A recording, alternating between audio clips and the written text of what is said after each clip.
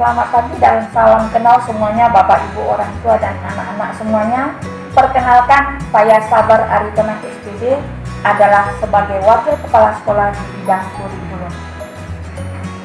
Anak-anak, pada hari Senin kemarin Monika sudah memperkenalkan tentang lingkungan sekolah kita ya anak-anaknya. Memang di dalam satu sekolah itu ada yang namanya pembelajaran. Pembelajaran yang berlaku di SMP Kusuma kita itu dimulai dari pukul 8 sampai pukul 4 sore atau pukul 16, mulai hari Senin sampai hari Jumat. Dan kurikulum yang diterapkan di sekolah kita adalah kurikulum nasional yang berada di bawah naungan Kementerian Pendidikan Nasional. Anak-anak, memang saat ini di masa pandemi ini seluruh dunia merasakan akibatnya. Kita juga demikian. Walaupun demikian anak-anak tidak menjadi penghalang bagi kita. Mari kita tetap belajar untuk itu. Saat ini kita belajar lewat pembelajaran jarak jauh yang sering disebut dengan istilah sistem daring. Oke anak-anak, itulah sekilas tentang kurikulum pembelajaran yang berlaku di SMP Kusuma. Apabila ada sesuatu yang akan ditanyakan, boleh langsung kepada Mem Sabar Aritonang dengan WA 0852 65217460. Sekian dan terima kasih.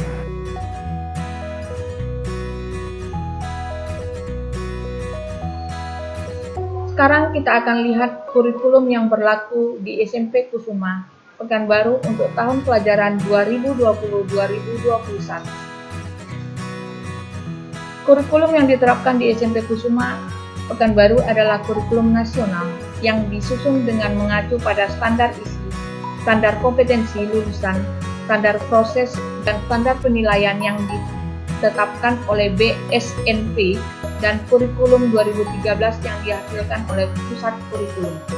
Sedangkan pengertian kurikulum itu sendiri berdasarkan Undang-Undang Nomor 20 Tahun 2003 tentang Sistem Pendidikan Nasional, bahwa kurikulum adalah seperangkat rencana dan pengaturan mengenai tujuan, isi dan bahan pelajaran serta cara yang digunakan sebagai pedoman penyelenggaraan kegiatan pembelajaran untuk mencapai tujuan pendidikan tertentu. Bapak, Ibu, dan anak-anak semuanya, pembelajaran kita mulai hari Senin sampai Jumat dimulai pukul 8 sampai 16 WIB. Ini kita lakukan juga pada saat pertemuan tatap muka atau normal ya.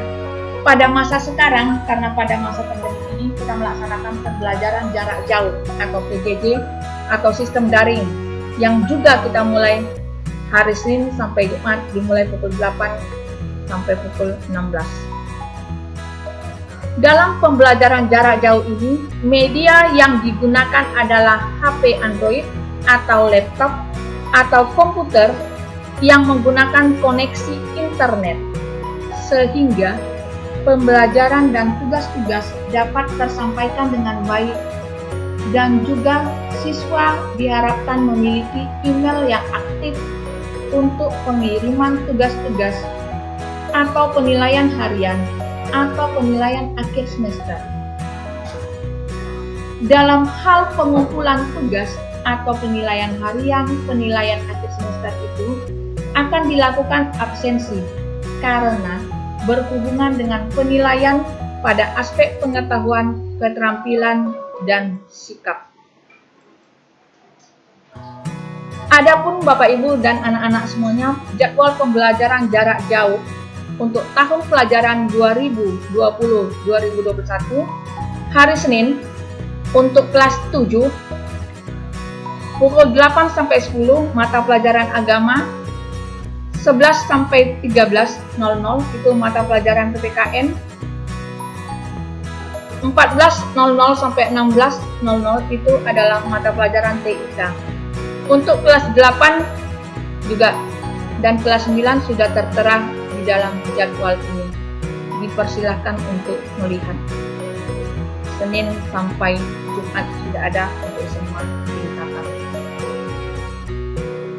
Bapak, Ibu, dan anak-anak semuanya, setiap hari sekolah, itu kalau normal ya Bapak Ibu ya, SMP Kusuma mengadakan apel pagi bersama, menyanyikan lagu-lagu nasional dan berdoa yang dipimpin oleh siswa secara bergiliran sesuai dengan agama siswa di lapangan. Setelah selesai kegiatan apel pagi tersebut, siswa berjalan berdua-dua menuju kelas yang dipandu oleh wali kelas masing-masing.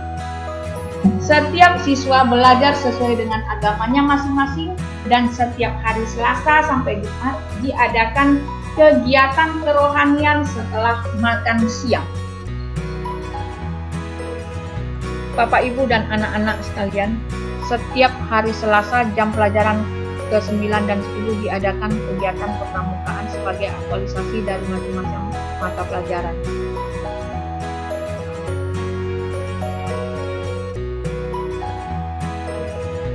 Untuk pengembangan kreativitas siswa, setiap hari Kamis dilaksanakan pada jam pelajaran yang pertama dan kedua yang meliputi 1.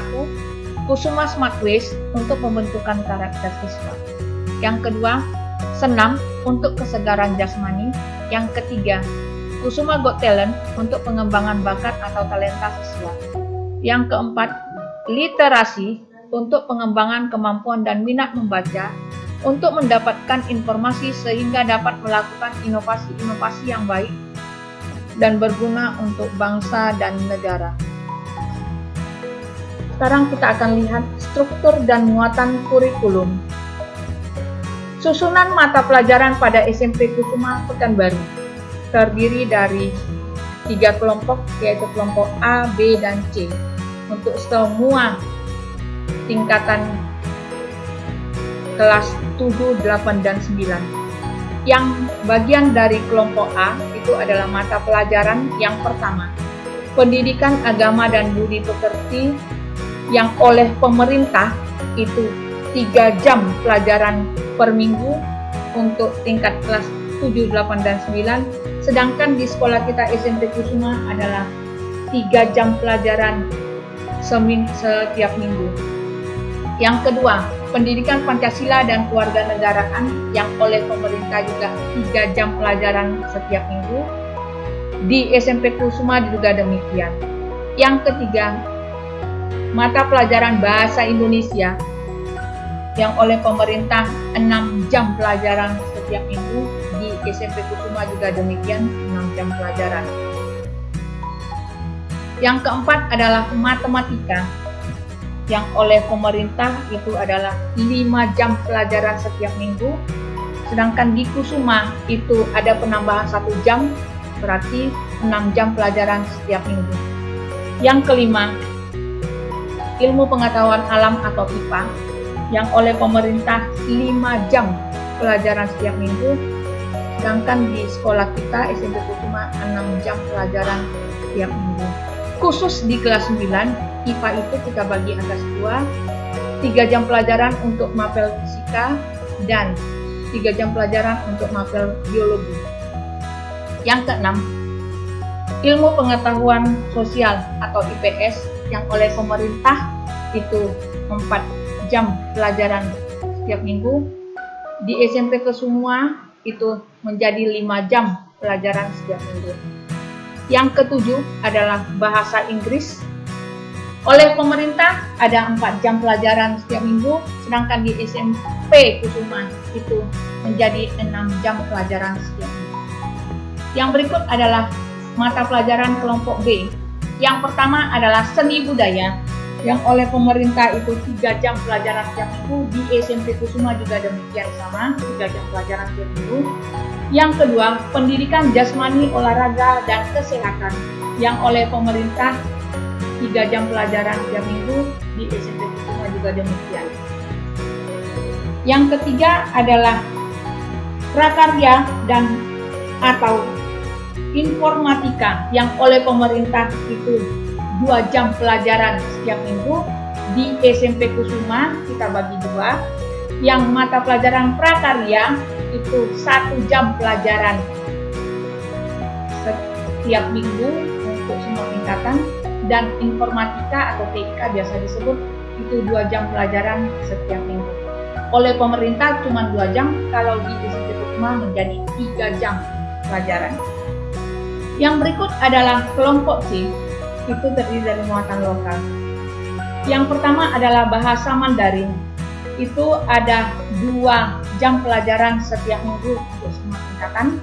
Yang kedua adalah budaya Melayu Riau, semuanya itu terintegrasi dengan mata pelajaran kelompok B. Yang berikut adalah kegiatan kepramukaan, masing-masing tingkatan itu 2 jam pelajaran setiap minggu.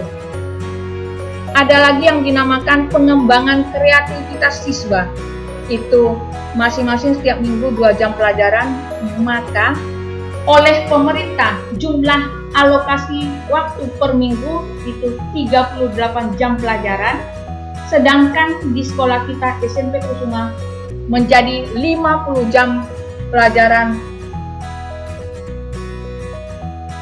Setiap mata pelajaran mengajarkan 3 aspek, yaitu pengetahuan, keterampilan, dan sikap. Untuk pengetahuan ada tes tertulis, tes lisan, dan penugasan. Adapun teknik penilaian pengetahuan yaitu tekniknya tertulis, bentuknya bisa benar salah, menjodohkan, pilihan ganda, isian atau melengkapi, ataupun uraian. Tujuannya untuk mengetahui pengetahuan peserta didik untuk perbaikan proses pembelajaran dan pengambilan nilai. Tes lisan itu bentuknya tanya jawab, tujuannya mengecek pemahaman peserta didik untuk perbaikan proses pembelajaran. Teknik yang ketiga adalah penugasan, bentuknya tugas secara individu dan kelompok. Tujuannya memfasilitasi penguasaan pengetahuan atau mengetahui penguasaan pengetahuan diberikan pada saat akhir pembelajaran. Penilaian pengetahuan itu dapat berupa penilaian harian atau PH, penilaian tengah semester atau PTS, penilaian akhir semester atau PAS. Berikut ini adalah contoh pengolahan hasil penilaian harian. Di sini dapat kita lihat ada 2 anak ya. Kompetensi dasarnya ada 8, 3.1 sampai 3.8. Sedangkan penilaian hariannya dilaksanakan sebanyak 6 kali. Contoh, penilaian harian pertama itu diambil 2 kompetensi dasar, 3.1 dan 3.2. Si Ani nilainya 75 pada 3.1 dan 3.2 nilainya 60. Maka untuk penilaian harian yang kedua juga ada 2 kompetensi dasar, 3.4, 3.3 dan 3.4, yaitu 80 dan 68. Penilaian harian yang ketiga itu kompetensi dasar yang kelima, itu nilai si Ani 66. Penilaian harian yang keempat itu ada 1 kompetensi dasar yaitu 3.6. Tapi kompetensi dasar yang 3.6 itu dibagi ada 2. Jadi di penilaian harian yang keempat dia ada 1 kali, nilainya 80. Pada penilaian harian yang kelima dia ada lagi sambungannya itu 79 nilainya. Maka kompetensi dasar 3.6 itu yang 2 kali itu di rata-rata, maka dapatlah nilai si Ani 79,5. Pada penilaian harian yang ke-6 itu ada 2 kompetensi dasar yang diambil, yaitu 3.7 dan 3.8. Kompetensi dasar 3.7 nilai si Ani 67. Pada kompetensi dasar 3.8 nilainya 90. Maka nilai si Ani dari ke-8 kompetensi dasar itu berarti hasilnya adalah 73,19. Begitu juga dengan nilai si Budi. Pengolahan hasil penilaian akhir atau HPA. Tadi si Ani rata-rata hariannya adalah 73,19. Untuk nilai PTS-nya 90, untuk nilai pasnya 80. HPA-nya adalah 79,09. Itu didapat dari 2 kali nilai PH-nya ditambah nilai PTS ditambah nilai pas bagi 4. Kita dapatlah HPA-nya 79,09, maka dibulatkan menjadi 79. Begitu juga halnya dengan punya si Budi. Ini contoh perhitungan hasil penilaian akhir atas nama peserta Ani tadi. Ya, Bapak Ibu dan anak-anak. Jadi 2 kali HPH-nya tambah 1 kali HPTS tambah 1 kali pas bagi 4. Inilah cara perhitungannya. Berdasarkan data tersebut, deskripsi capaian pengetahuan Ani pada rapor untuk mata pelajaran IPA kelas 7 adalah sebagai berikut. Memiliki kemampuan sangat baik dalam menganalisis terjadinya pencemaran lingkungan dan dampaknya bagi ekosistem. Kemampuan dalam mengklasifikasi makhluk hidup, menganalisis konsep suhu, energi dan menganalisis interaksi antar makhluk hidup dan lingkungan mulai berkembang. Yang berikut adalah keterampilan. Penilaian keterampilan adalah penilaian yang dilakukan untuk mengukur kemampuan peserta didik dalam menerapkan pengetahuan dalam melakukan tugas tertentu di berbagai macam konteks sesuai dengan indikator pencapaian kompetensi. Penilaian keterampilan tersebut meliputi ranah berpikir dan bertindak. Keterampilan ranah berpikir meliputi antara lain keterampilan menggunakan, menguraikan, merangkai, modifikasi, dan membuat. Keterampilan dalam ranah bertindak meliputi antara lain membaca, menulis, menghitung, menggambar, dan mengarang. Penilaian keterampilan ada 4, praktik, produk, proyek, dan portofolio. Praktik mengukur capaian pembelajaran yang berupa keterampilan proses. Produk mengukur capaian pembelajaran yang berupa keterampilan dalam membuat produk. Proyek mengukur kemampuan siswa dalam mengaplikasikan pengetahuannya melalui penyelesaian suatu tugas proyek dalam periode waktu tertentu. Portofolio, sampel karya siswa terbaik dalam kompetensi inti 4 untuk mendeskripsikan capaian kompetensi keterampilan dalam 1 semester. Penilaian praktik adalah penilaian yang menuntut respon berupa keterampilan melakukan suatu aktivitas sesuai dengan tuntutan kompetensi. Dengan demikian, aspek yang dinilai dalam penilaian praktek adalah kualitas proses mengerjakan melakukan suatu tugas. Penilaian praktik bertujuan untuk dapat menilai kemampuan siswa dalam mendemonstrasikan keterampilannya dalam melakukan suatu kegiatan.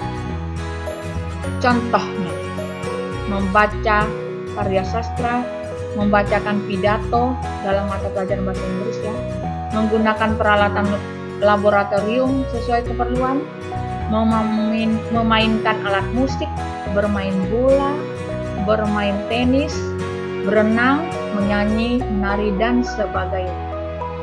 Penilaian produk itu adalah penilaian terhadap keterampilan peserta didik dalam mengaplikasikan pengetahuan yang dimiliki ke dalam mewujud produk dalam waktu tertentu sesuai dengan kriteria yang telah ditetapkan baik dari segi proses maupun hasil akhir. Tujuannya 1. menilai keterampilan siswa dalam membuat produk tertentu sehubungan dengan pencapaian tujuan pembelajaran. 2. Menilai penguasaan keterampilan sebagai syarat untuk mempelajari keterampilan berikutnya. 3. Menilai kemampuan siswa dalam bereksplorasi dan mengembangkan gagasan dalam mendesain dan menunjukkan inovasi dan kreasi. Contoh aktivitas untuk penilaian produk antara lain membuat kerajinan, membuat karya sastra, membuat laporan percobaan, menciptakan tarian, membuat lukisan, mengaransemen musik, membuat naskah drama, dan sebagainya. Penilaian produk, suatu kegiatan untuk mengetahui kemampuan siswa dalam mengaplikasikan pengetahuannya melalui penyelesaian suatu instrumen proyek dalam periode atau waktu tertentu. Penilaian proyek dapat dilakukan untuk mengukur satu atau beberapa kompetensi dasar dalam satu atau beberapa mata pelajaran. Penilaian proyek meliputi rangkaian kegiatan mulai dari perencanaan, pengumpulan data, pengorganisasian data, pengolahan dan penyajian data, serta pelaporan. Tujuannya untuk mengembangkan dan memonitor keterampilan siswa dalam merencanakan, melaksanakan perencanaan yang disusun dan melaporkan hasil proyek. Tentu di sini siswa dapat menunjukkan pengalaman dan pengetahuan mereka tentang suatu topik dan memformulasikan pertanyaan dan menyelidiki topik tersebut melalui bacaan, wisata, dan wawancara. Untuk menilai laporan hasil proyek dapat dilakukan dengan presentasi hasil melalui visual display atau laporan secara tertulis. Contoh penilaian proyek: melakukan investigasi terhadap jenis keanekaragaman hayati Indonesia, membuat makanan dan minuman dari buah segar, membuat video percakapan, mencipta rangkaian gerak senam berirama, dan sebagainya. Di sekolah kita, SMP Kusuma juga mengadakan pembelajaran di luar kelas atau city tour, seperti kunjungan ke PT Indofood, ke Istana Siak, dan lain-lain, yang tujuannya untuk lebih memahami tentang pembelajaran yang sedang dilaksanakan. Maka untuk hal tersebut kita melaksanakan program menabung yang setiap bulannya Rp100.000 per siswa, sehingga biaya dalam kegiatan tersebut dapat teratasi. Penilaian portofolio adalah penilaian berkelanjutan berdasarkan kumpulan informasi yang bersifat reflektif, integratif, yang menunjukkan perkembangan kemampuan peserta didik dalam satu periode tertentu. Tujuannya adalah untuk menentukan hasil karya dan proses bagaimana hasil karya tersebut diperoleh sebagai salah satu bukti yang dapat menunjukkan pencapaian belajar siswa, yaitu mencapai kompetensi dasar dan indikator yang telah ditetapkan. Selain itu, berfungsi sebagai tempat penyimpanan hasil pekerjaan siswa. Portofolio juga berfungsi untuk mengetahui perkembangan kompetensi siswa. Contoh penilaian keterampilan. Sini ada nampaknya. Tadi ada 4 ya, praktek, produk, proyek, dan portofolio. Lalu kompetensi dasarnya ada 6. 4.1 sampai 6. Tuh, prakteknya 4.192 nilainya. Lalu untuk 4.2 kompetensi dasarnya itu prakteknya ada 2. Nilainya 66 dan 75, maka yang diambil adalah nilai tertinggi. Lalu 4.3 itu penilaian proyek yang dilakukan. Maka nilainya 87. Yang berikut kompetensi dasar 4.4 ada 2 yang dilakukan, proyek dan proyek, produk dan proyek. 75 produk, 87 proyek. Maka nilainya dibagi 2, dapatlah hasil 81. Lalu 4.5 kompetensi dasarnya itu nilai produknya 80. Kompetensi dasar 4.6 itu keterampilannya produk, nilainya 85. Maka dibagilah 4.1 sampai 4.6 itu dibagi 6, nilai-nilai itu dari 92 sampai 80. maka nilainya dapatlah 83,33, pembulatannya 83, maka predikatnya adalah baik. Yang berikut adalah penilaian sikap. Penilaian sikap merupakan kegiatan untuk mengetahui kecenderungan perilaku spiritual dan sosial peserta didik dalam kehidupan sehari-hari, baik di dalam maupun di luar kelas sebagai hasil pendidikan. Teknik penilaian dilakukan dengan teknik observasi atau teknik yang relevan. Teknik penilaian observasi dapat menggunakan instrumen berupa lembar observasi atau buku jurnal. Teknik penilaian lain yang dapat digunakan adalah penilaian diri dan penilaian antar teman. Contoh, jurnal perkembangan sikap spiritual, nama sekolah, kelas atau semester, tahun pembelajaran. Nomor yang pertama, waktu 15 Juli tahun 2020, nama peserta didik Baktiar. Catatan perilakunya tidak mengikuti ibadah yang diselenggarakan di sekolah. Butir sikapnya ketakwaan. Tindak lanjutnya pembinaan. Sama dengan Rumondang. Yang berikut, yang kedua, tanggal 20 bulan 7 2020, Burhan. Catatan perilakunya mengajak temannya untuk berdoa sebelum pertandingan sepak bola di lapangan olahraga sekolah. Butir sikapnya adalah ketakwaan. Tindak lanjutnya diteruskan karena ini baik. Yang berikut, yang ketiga ya Bu Andreas sama. Pada tanggal 10 bulan 8 tahun 2020, nama peserta didiknya Dinda. Catatan perilaku, ikut membantu temannya untuk mempersiapkan perayaan keagamaan yang berbeda dengan agamanya di sekolah. Butir sikapnya adalah toleransi beragama, maka tindak lanjutnya diteruskan.